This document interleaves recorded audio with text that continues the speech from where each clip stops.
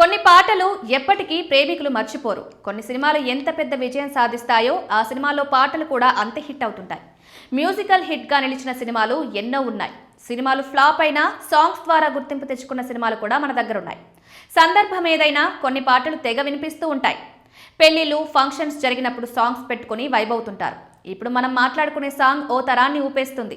ఇప్పటికీ ఆ పాట చాలా పాపులర్. ఇంతకీ ఆ సాంగ్ ఏదో తెలుసా? విన్నా కొద్దీ వినిపించాలనే సాంగ్ అది.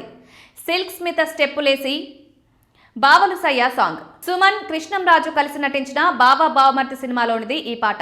1993లో విడుదలైన ఈ సినిమా మంచి విజయాన్ని అందుకుంది.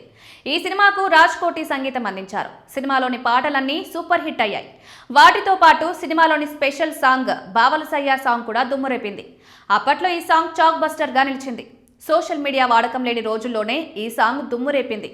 ఎక్కడ చూసినా ఈ సాంగే ఉండేది. ముఖ్యంగా గ్రామాల్లో ఏదైనా పార్టీలు జరిగితే ఈ పాటే ఎక్కువగా వినిపించేది. కొన్ని ఊర్లలో జరిగే రికార్డింగ్ డాన్సుల్లో ఈ పాట ఎక్కువగా వినిపిస్తుంది. ఈ సాంగ్లో సిల్క్ స్మిత ఓ రేంజ్లో స్టెప్పులేసి ఆకట్టుకుంది. ఇప్పుడు కూడా ఈ సాంగ్ వస్తే ఆడియన్స్ వైబ్ అవుతుంటారు. ఊర్లలో, ట్రాక్టర్లలోనూ ఈ సాంగ్ తెగ వినిపిస్తుంది.